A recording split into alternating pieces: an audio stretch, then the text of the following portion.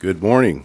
It is December 20th. We're here for our regular scheduled commissioner meeting. We have a full slate of commissioners. We have our administrator and the clerk of the board. At this time, I'll call the meeting to order and ask everyone to please rise and join in the pledge.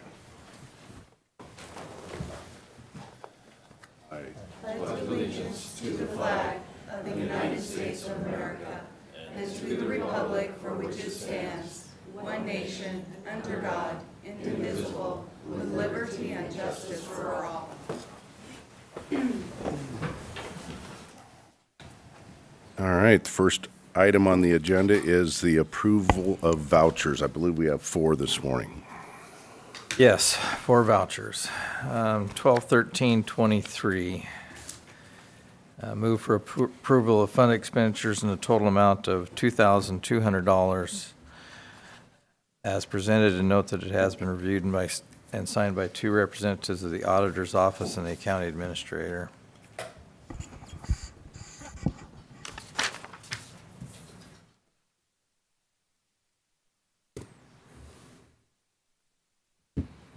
Second with discussion. Got a motion and a second. Discussion. Commissioner Peck. It's $2,200 of taxpayer money, and all it says is current expense. Do we know, is this a transfer? Is this a particular expenditure, a purchase? I see it's signed by the county administrator. I'm sure he can tell us. I'd have to take a look at it, to be honest with you. go.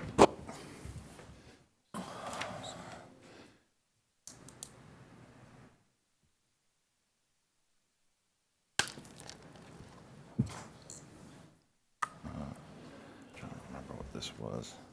Let me check with Alexis in the auditor's office. Find out exactly what that is. Well, we have a motion and a second pending.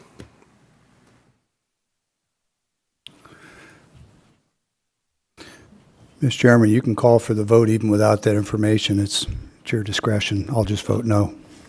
I think we'd like to know the information too. Okay. Okay, thanks.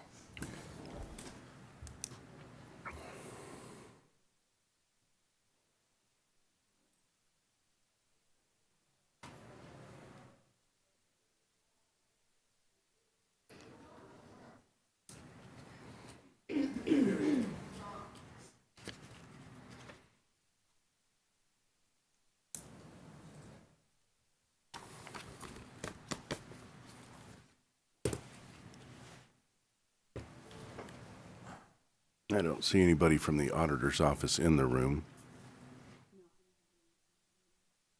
They're coming? Okay.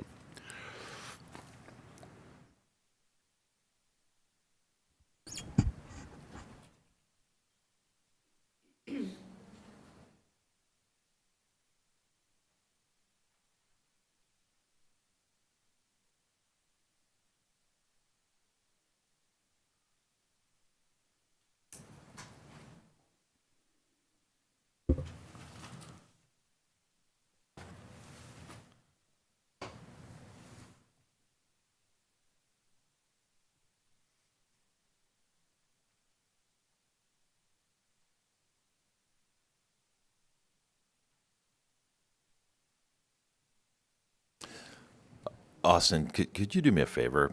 My e-motion, it's not logging in, so thank you.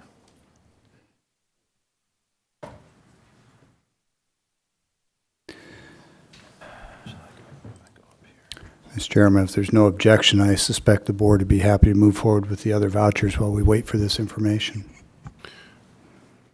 Just leave the vote pending, or should we withdraw and we can make it later? Technically, we could table it, but I think by consensus, if the board just agrees that it's pending, we can move on, do the other vouchers. Okay, that vote is pending. We'll move on to the vouchers. Commissioner Mullen. Okay, 12/13/2023. Move for approval of fund expenditures in a total of $344,218.52 as presented, and note that it has been reviewed and signed by 2 representatives of the auditor's office and the county administrator.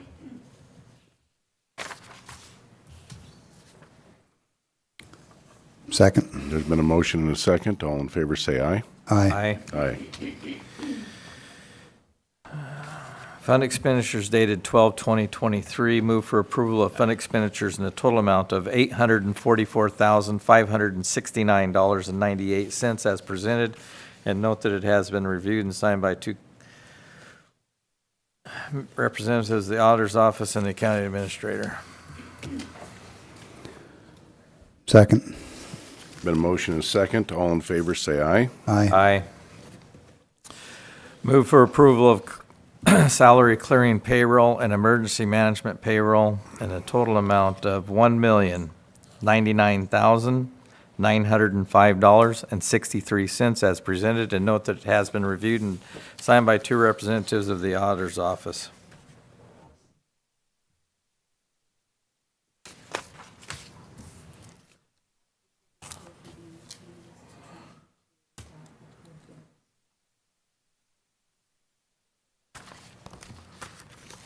I'll second with a note that this has not been signed off by the county administrator.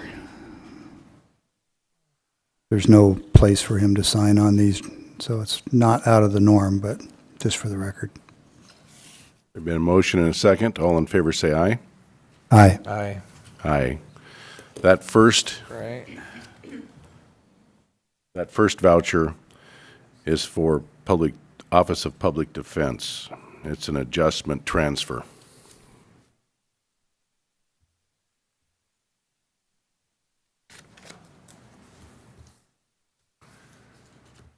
And we have a motion and a second. All in favor of the first voucher for, what was the amount?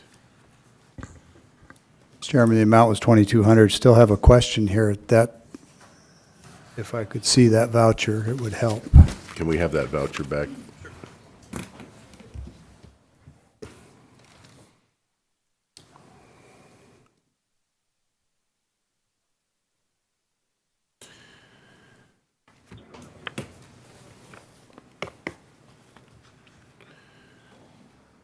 So these funds are being moved within current expense just from one account to another? Is that correct?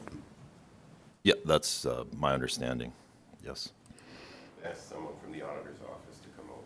Yeah, I think they're coming over. Okay. Mr. Chairman, I don't have any other questions. In the interest of time, I'd like to just move ahead and vote. All in favor, say aye. Aye. Aye. Nay. Moves us down to public comment. Is there anybody in the room for public comment? Anybody on the line? No, nobody on the line?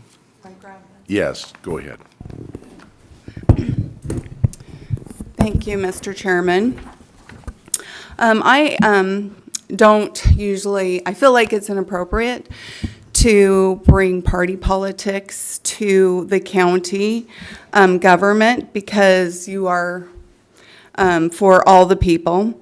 But with the upcoming resignation of Commissioner Peck, it's kind of where party politics and government meets as we are voting for replacement.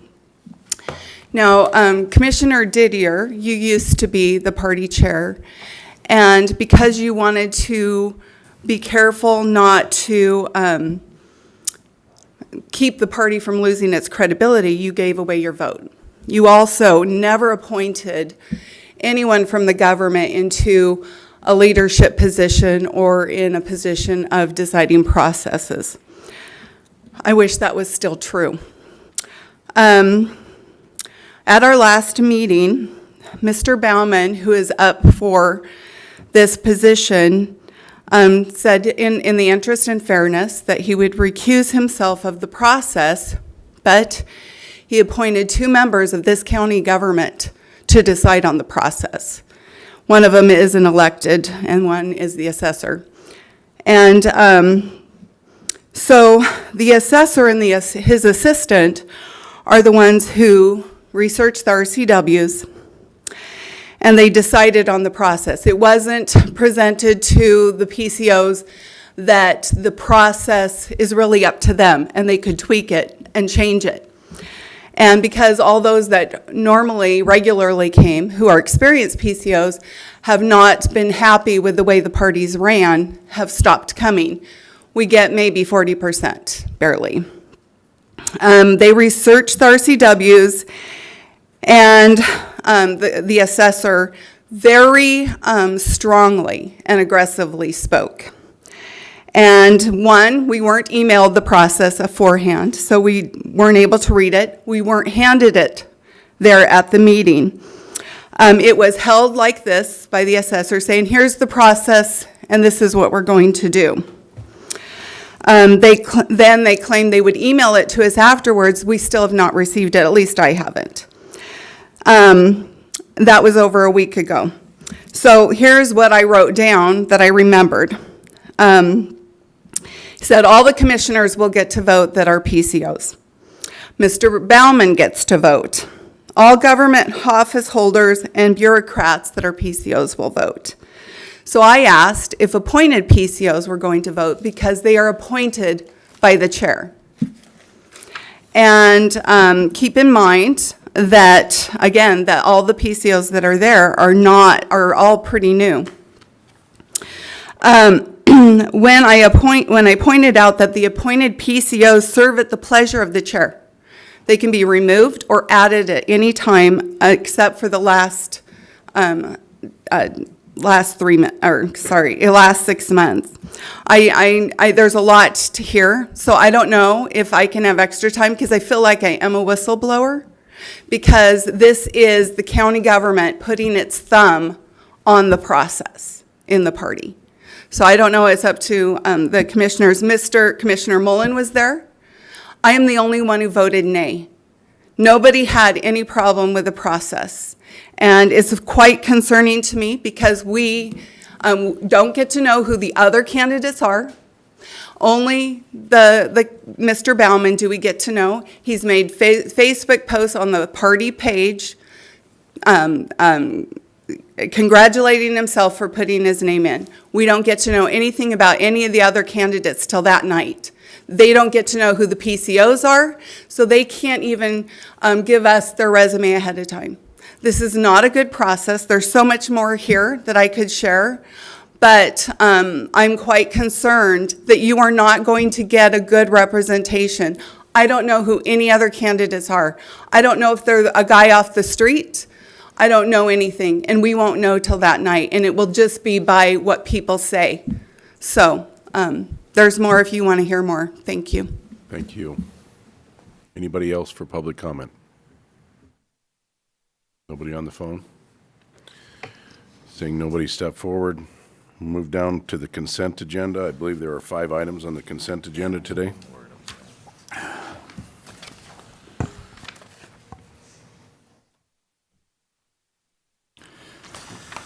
Mr. Chairman, I'd request that we pull item 5 for separate consideration.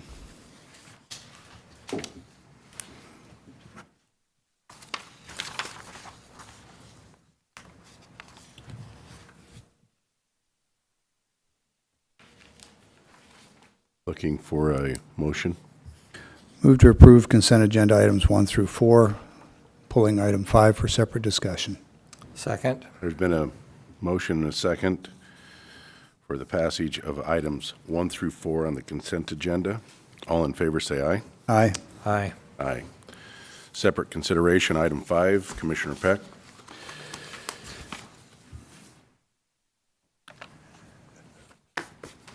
Not all the members of this board voted the same way on the current expense budget, and because this affirms actions in that budget, which I voted against, it would be inconsistent for me to have voted in favor of this as part of the consent. So I'm happy for anyone else to make a motion, and I'll vote accordingly.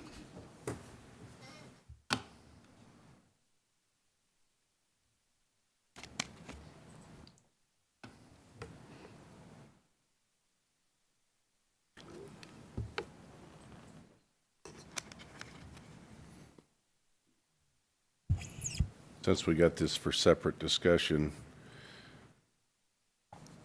I I'm concerned that we've got a position in the assessor's office that was labeled to be new construction, but it looks like it's an agricultural appraiser. I thought this was all for new construction, this position that we were adding.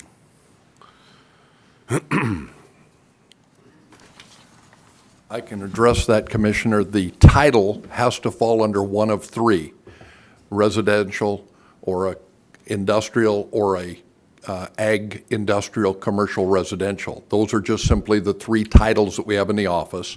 All of the individuals in our office do new construction, all of them do reassessments, all of them do assessment values.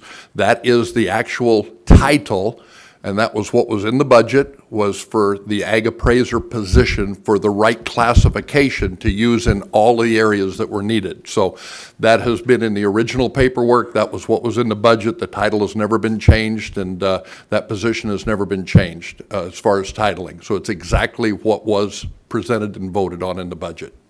Your title included a lot more than just ag appraiser, so I appreciate Yeah, the if you read clarification. the actual job description, which is approved then by you folks and also the union, then it includes everything.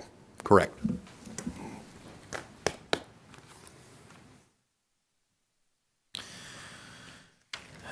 Move to approve Resolution 2023-352 as presented. Second. There's been a motion and a second for Resolution 2023-352. All in favor, say aye. Mr. Chairman, discussion. Discussion. So I voted no on the current expense portion of the county's budget for a variety of reasons, one of which was the addition of another position in the county commissioner's office, which I don't think is the highest priority for personnel expenditures in the county. I don't think it's a position that's necessary. We had a discussion about it, and for that reason, that position and a couple of others, I voted no on the current expense budget, as well as some other spending in that package. So I'll be voting no on this. Just wanted to be clear and on the record what my opposition is. It's not to the majority of these positions, but a few of them in particular. Thank you. Been a motion and a second for Resolution 2023-352. All in favor, say aye. Aye. Aye. Opposed? Nay. Takes us down to regular items of business, Resolution 2023-353, signature authorization for FEMA grant award. Mr. Beckley, Good morning, Commissioners. good morning. What you have in front of you is an authorization form to grant permission to the county administrator to authorize IS to request reimbursements from this FEMA grant for cybersecurity related. Move for approval of Resolution 2023-353 as presented in the matter of FEMA grant award signature authorization. Second. Been a motion and a second. I guess you've sold them pretty easy on this. Motion and a second on 2023-353. All in favor, say aye. Aye. Aye. Takes us down to Commissioner Administrator updates. Mr. Gonzalez. Thank you, Chair. Not much to report, just a lot of wrap-up, end of the year sort of stuff, and let the public know we won't have a meeting next Wednesday. So I think the staff's ready for a little bit of a break. It's been a long year of work, and we've got a lot of work ahead of us in 2024. So appreciate all the commissioners and all the work that they've done with me. So thank you. Commissioner Peck. I'll continue to be available through the end of the year for any special or emergency meetings that get called. Thank you. Commissioner Mullen. So had the Greater Columbia Behavioral Health meeting, also aging and long-term care. Ben Franklin Transit meeting. Just want to say that I think that the management staff there is doing a good job, despite some of the obstacles that they're facing. Also just want to acknowledge that their budget has now increased to $139 million. That's bigger than Franklin County's budget to run the transit. Had good roads of Washington. Obviously, there's been a lot of deferred maintenance projects that are maintenance that's not been accomplished or done, and our roads are suffering. the 50-cent tax that's on your gasoline for the clean energy, they cannot use that for the repair and maintenance of our roads. So I would encourage people to contact their legislators to see if they can't relinquish some of those funds. I believe they're right over $1 billion with a B. And the way the bill was written, that's not supposed to be used to repair our roads. So I think that's very concerning. Also had the TRIDEC meeting, and just also want to wish everybody a Merry Christmas. This will be our last meeting of the year unless there's something that comes up. Also just want to say I wish the best of Mr. Peck on his future plans. So, thank you. So my last 2 weeks were the Columbia Basin Sustainable Water Coalition meeting. I had an elected department head meeting. Ben Franklin Transit also was at that meeting. And the 0.6% is now bringing in $64 million. Right. And I think that we need to readdress that with the move to take the buses to a smaller degree, because I'm still watching the buses in Franklin County run empty or 1 or 2 riders. And if we can get the smaller buses, we won't lose any rides, any of the routes, probably could even increase more routes, and probably save some money and drop that 0.6 down and save the taxpayers some money. And I did ask the Ben Franklin Transit to address the bus stop on Road 68 as you come over the overpass. They have a bus stop that backs traffic clear up past the overpass on Road 68, and I've asked them to take a look at that and move that bus stop so that it quits backing up the traffic. And then we had the budget meeting, and that concluded my last 2 weeks. And I too want to wish Commissioner Peck well, and I appreciate him basically encouraging me to run for this position, and always make sure I was prepared for the meetings. He brought out the best in me, and I appreciate that, and I wish him well in the future in his next endeavors. With that, we'll move down to elected department head business. Any elected department heads like to come forward? Morning, Commissioners. Morning. Good morning. Thank you. Thank you.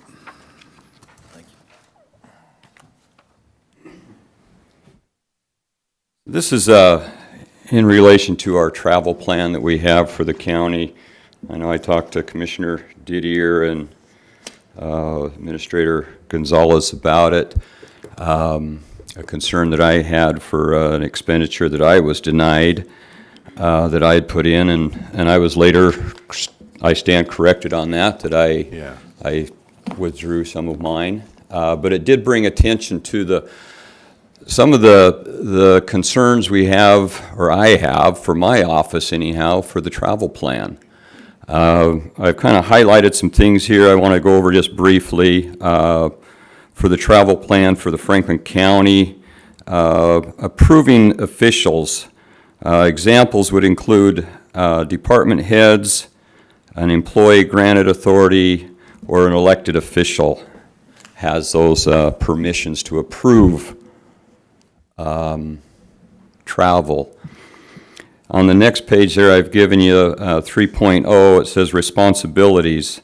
Elected officials and department heads are responsible for approval, denial of employee travel and related expenses, verifying availability of funds for approved expenses, and ensuring compliance with this policy.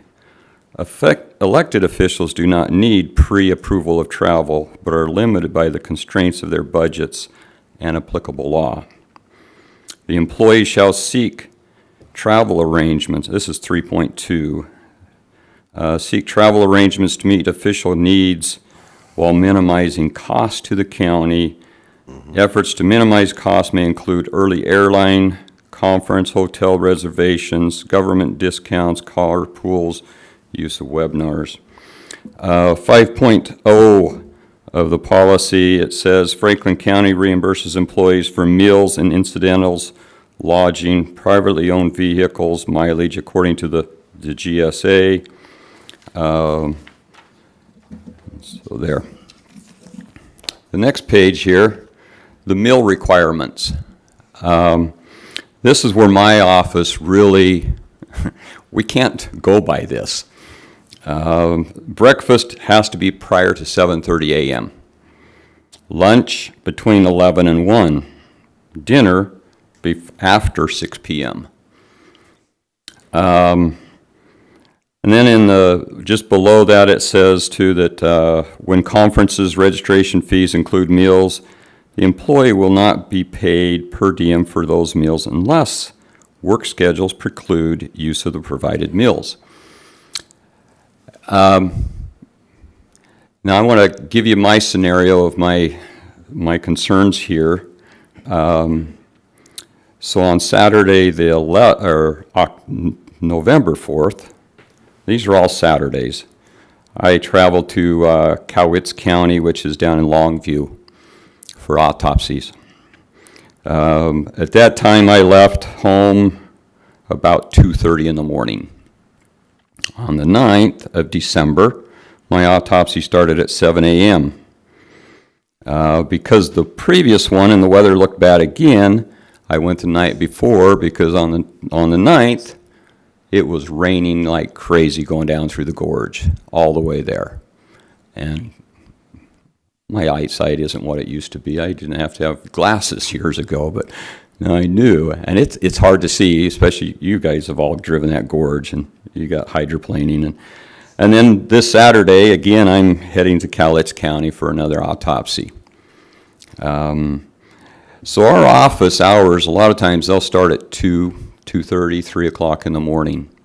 So we can be at autopsy checked in by 7 or 7:30, depending on when they want to start. Those autopsies can run anywhere from 2.5 to 6+ hours, depending on the situation. Sometimes we'll have 2 autopsies in the same day.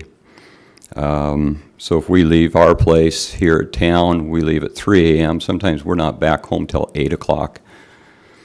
And a lot of times we do those trying to not have overnight accommodations. We try to do it all in one day. Now,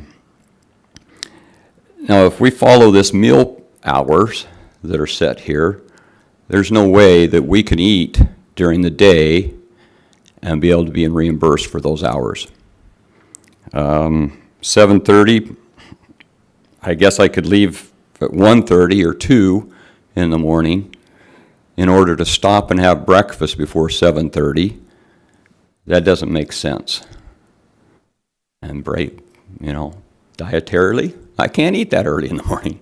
I don't like to.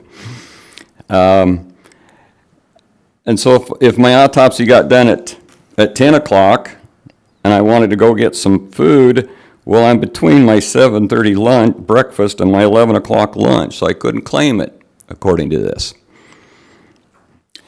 And because my hour started at 2:30 or 3 o'clock in the morning, I may be ready for dinner at 2 or 3 in the afternoon. Well, that puts me before dinner time. And that brings it to the paragraph just below that I read about the conferences. Unless work schedule precludes unless the work schedule precludes the employee from being able to follow the meal times.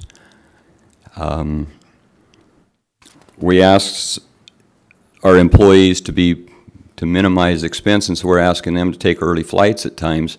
We're asking them the same thing. You're going to be on the airplane during those lunch times, those meal times. They're not able to claim them. Yet the department heads are given the authority to do it, to approve it. And then when we do, it says in there too, any exceptions must be explained on the travel form and required elected officials, department's head approval. Even with that approval, we are getting those denied. We explain why. On my last one, I wrote there why, because I was told by the auditor's office, you need to explain why. And I did, and I was told that, well, you can't.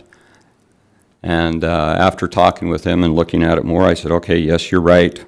I was back before 6 p.m., so I can't have my dinner, even though my hours were different. So what I would ask as commissioners, I know this will be after Commissioner Peck is gone, but we need to, if we can look at this policy, revise the things that need to be tweaked. And when we're doing that, if we can have the elected officials and the department heads in that meeting, so the auditor's office can understand where the coroner's office is coming from.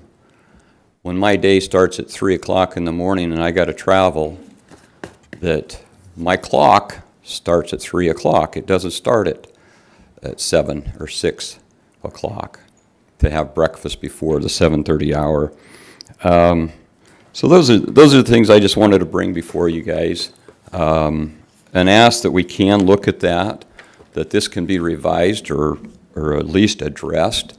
I think there has to be some latitude given for situations, but if department heads and elects can be involved in those, not just through an email, but during the discussion, so I can explain, here's the corner situation, here's our hours, here's how we work at times. I know the other departments have their plans or their ways of doing things that they need explained, and I think that way we can do it better than through an email. Sometimes through an email you don't understand it all, you don't get the chance to take the time to read it all, so I just wanted to bring that forth to you, and thank you for your work. Commissioner Peck, thank you. We'll miss you. We appreciate you. I know it's not always roses, more guns than roses, but we do appreciate your work and your efforts. Thank you. Merry Christmas, everyone.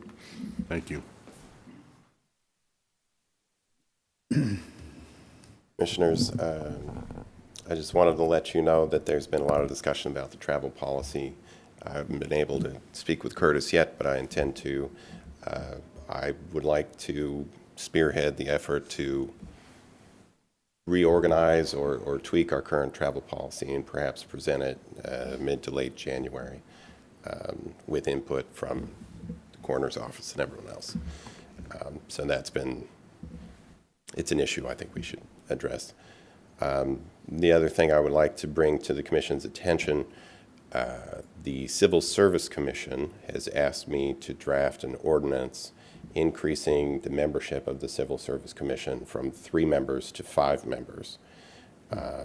They have asked me to do this because open public meeting rules, as you are painfully aware, prevent them from talking to each other when there is a quorum present about business. They believe it would be easier as volunteer commissioners to help one another out if they could actually speak to one another in between the meetings. So without taking a position, I will present on their behalf sometime in January again, an ordinance that would increase from 3 to 5. And I expect the Civil Service Commission themselves to be here to speak to why you should or should not do that. And if I understand that correctly, 2 can converse, but they can't converse in numbers of 3 or more Well, they outside would- the meeting. Outside the meeting, well, they certainly could converse. They can't converse in a way that would make decisions or Right. tip their hands as to voting, and in a way that makes it very difficult for them to. A lot of them are new. A lot of them don't know what. I'm not going to say they don't know what they're doing, but they would love to speak to more experienced members of their commission, and this would move the quorum from 2 to 3, so they would more often not have a quorum, and they could speak.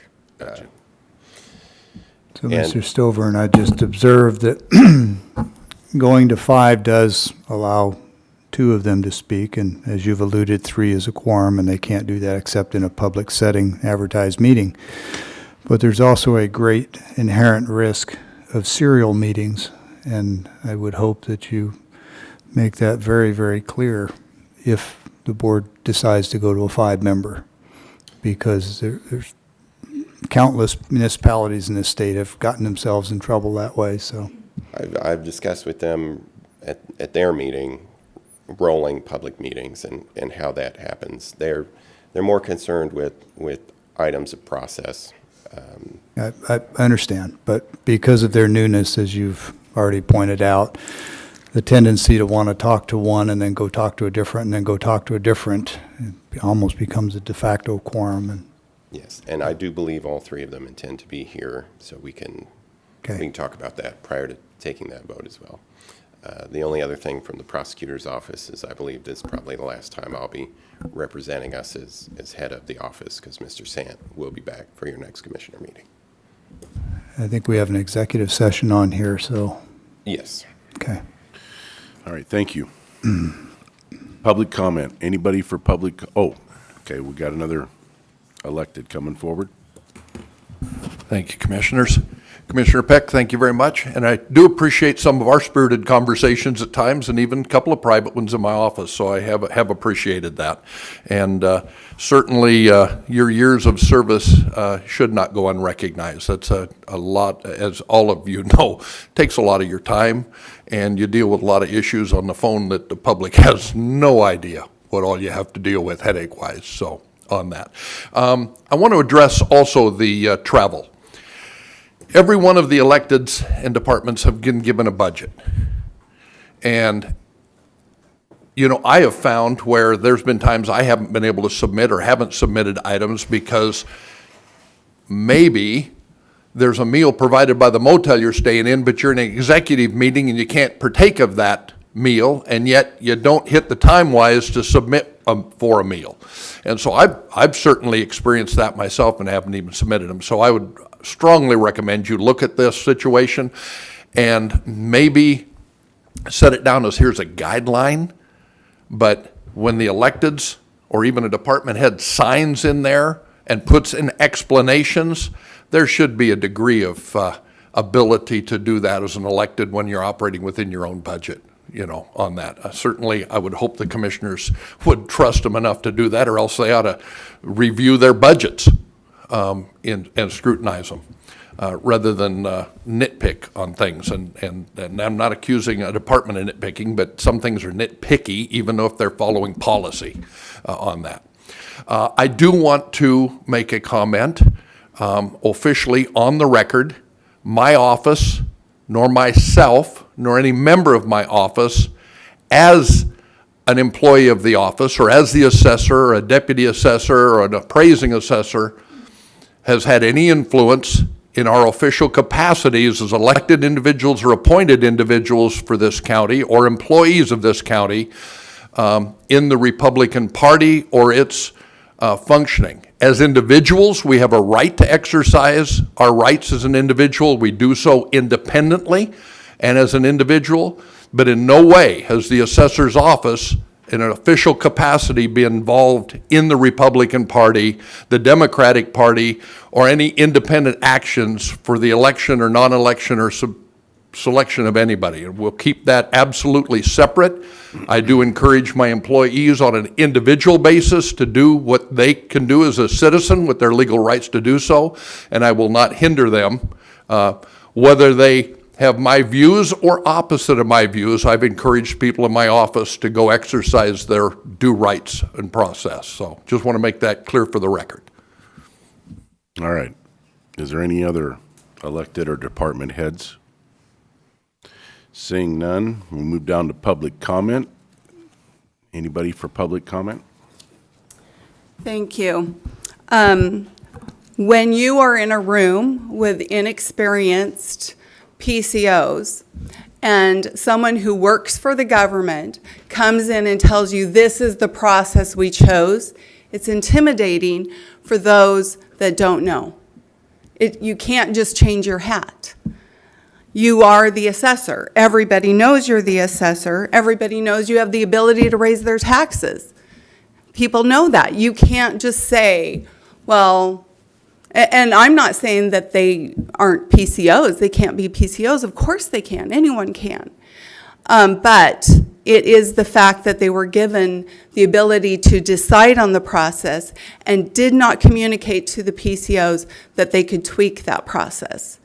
And as far as I'm concerned, the process to choose the process was corrupt, and the process itself is corrupt because of how it is being done.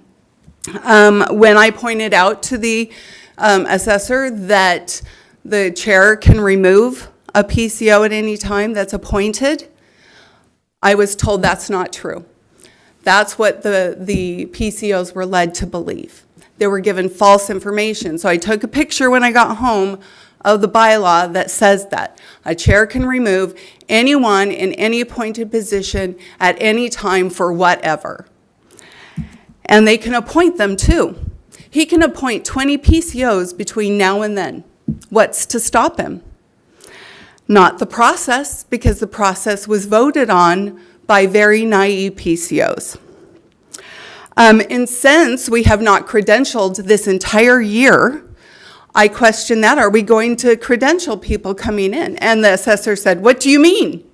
You mean check their IDs? I'm thinking, well, isn't that what we want? People to vote with their IDs? I thought that's what Republicans wanted. And then he said, he said, no, we are not going to do that. And I said, well, I actually was thinking of signatures. And he said, no, we'll just have someone at the door.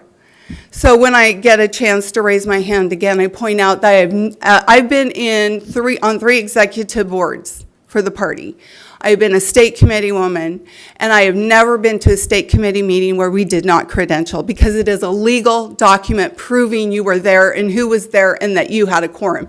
We have passed out $30,000 this year without being credentialed. And I've learned, because I looked at how many voters we have, the amount was raised from 40 cents to 60 cents with inflation, but we still can only give out $25,500 and some odd dollars. So we've overpaid.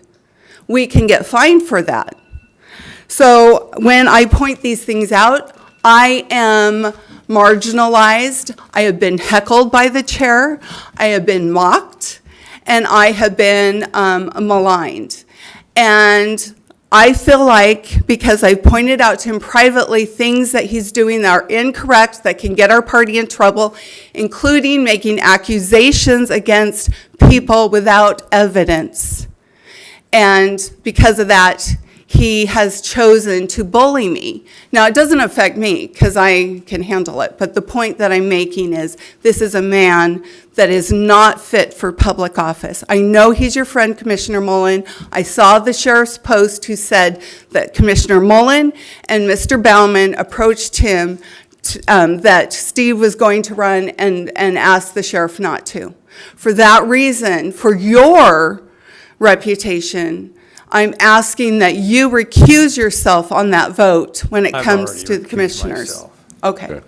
All right, Thank you. If you're going to speak on that note, the sheriff actually came to my house and asked me to break the Public Meetings Act and convince my commissioner fellow to appoint himself for Brad's position. Well, I appreciate that. Thank you for educating us on that. Thank you. Refused to do that because The commissioners will not engage in dialogue with the public during this time. This is, Yes, thank you, Thank you. commissioners. so we are on public comment. Anybody else for public comment? So for clarity, I'm not running for commissioner. I'm not a PCO in the Republican Party. And when I went to Mr. Mullen's house, it was a private conversation between myself and him. And our conversation, I've taken no actions one way or another on that topic. Thank you. Anybody else for public comment? Anybody on the phone? Takes us down to administration office business, Mr. Gonzalez. Sure, we've got one I'm more. sorry, we got Mr. Dockstetter. Yeah, I got your bag of coal out in the pickup. I hope it's a big one, it's gonna get cold. I just want to sit up here and thank Mr. Peck for the years he put into this office. We didn't always agree on everything, but I don't agree with any of you on everything. but I do agree with him on the majority of things. And I just wanted to thank him for his service. So thank you. Thank you. Is there anybody else? Anybody on the phone? So we're down to administration office business. Mr. Gonzalez? Chair, no, the only thing I wanted to say was thank you, Commissioner Peck, for your years of service. I know we found ourselves at odds at times here, but despite all that, please know I respect your service and all you've given to the community. All right. So it takes us down to executive session. Do we have an executive session? Sir, we were going to have one, but I'm going to say I've got to do a little bit more investigating before we have it. I don't think it's necessary at this time. Okay. So seeing that we're not going to have an executive session, is there any other business for the good of the county? No, sir, thank you. So hearing no other business, this meeting is adjourned.